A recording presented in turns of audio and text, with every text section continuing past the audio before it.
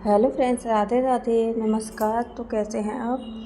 उम्मीद करती हूँ आप सब स्वस्थ होंगे और मस्त होंगे और बहुत ही अच्छे होंगे। तो फ्रेंड्स, ये ब्लॉग मेरा सुबह से स्टार्ट होता है। यहाँ मैंने रात को ये मक्खन तपा के फ्रिज में रख दिया था, इसमें कलछी डालकर, तो इसमें होल हो गया था तो घी ऊपर जम गया था और जो इसमें मट्ठा था एक्स्ट्रा वो नीचे ही रह गया था। और मैंने कलछी निकाली तो उसमें से होल में से सारा मट्ठा निकल गया। इस तरह से गैस भी कम खर्च होती है और जल्दी भी काम हो जाता है, वरना अगर ऐसे ही मक्खन पत्ती में तो बहुत गैस खर्च हो जाती, टाइम भी बहुत लगता। और इस तरह से अच्छे से जल्दी से हो जाता है, क्योंकि अब घी बचा है, बस उसी को पकाना था। और जो मट्ठा था जो जलता तो वो निकल के अलग हो चुका था, काफ़ी सारा निकला था। एक मग्गा भर के कम से कम निकला होगा 1 लीटर मट्ठा। ऐसा मैंने पहली बार ही ट्राई किया था और बताया था मेरी मम्मी ने, वो इस तरह से बनाती हैं। मैं तो वैसे ही बना लेती थी मक्खन को तपा के, और इस तरह से पहली बार ही बनाया था। पर मुझे बहुत ही ज़्यादा अच्छा लगा, कम टाइम में सारा काम ही हो गया था और मंडे था, इसलिए मैंने घी भी बना लिया। जो गांव के हैं वो जानते होंगे कि घी ज़्यादातर मंडे को ही बनाया जाता है। और यहाँ मेरे तैयारी हो चुकी थी बच्चों के लिए बथुआ आलू के पराठे बनाने की, क्योंकि मेरे भाई की लड़की आई हुई है भतीजी, तो उसे अच्छे लगते थे। बोली बुआ जी बथुआ आलू के पराठे बना दीजिए। तो कान्हा के लिए, इसके लिए और अपने लिए भी मैं बना रही थी। इन्हें बथुआ का ज़्यादा पसंद नहीं है, तो ये बथुआ खाते नहीं है, और ये हम तीनों के लिए ही बन रहे थे। और रायता भी देखूँगी बना लूँगी, अगर बनाया तो। बच्चे खाते नहीं हैं और मुझे अच्छा लगता है, पर मैं ही कितना खाऊंगी, इसलिए अपने लिए आरकस खा जाती हूँ मैं।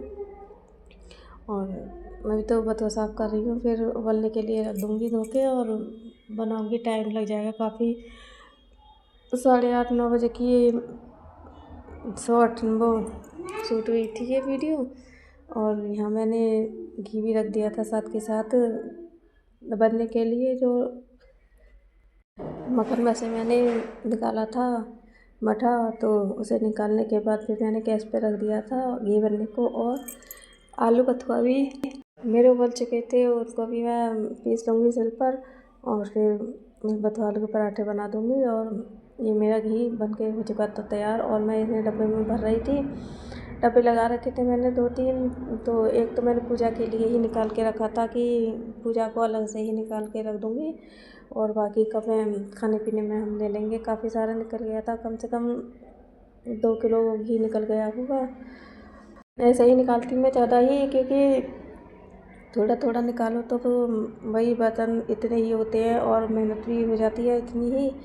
पर ज़रा ज़रा सा घी निकालने में अच्छा नहीं लगता। मैंने ऐसे ही 1-1 किलो के 2 डब्बे भर लिए थे, और छोटा सा डब्बा था पूजा का। बत्तियाँ ख़त्म हो रही थी मेरी, वही भिगोने को मैं कर रही थी। और बत्तियाँ तो मैंने लाइव करते करते ही बत्तियाँ बना ली थी। इस तरह से मन भी लग जाता है और काम भी हो जाता है। लाइव करते करते मैं एक्स्ट्रा काम कर लेती हूँ।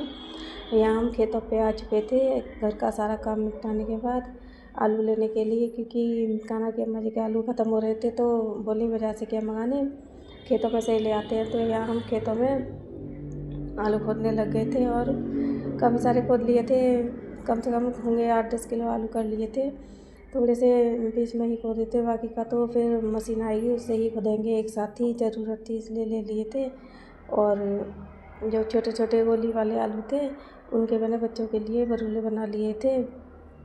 अलीगढ़ की नुमाइश में मिलते हैं फेमस बरूले, तो बच्चे कह रहे थे कि बुआ जी बना लीजिए बरूले। कान्हा भी बोल रहा था कि मम्मी जी बरूले बना दो, तो मैंने बरूले बनाने दिए थे सबके लिए।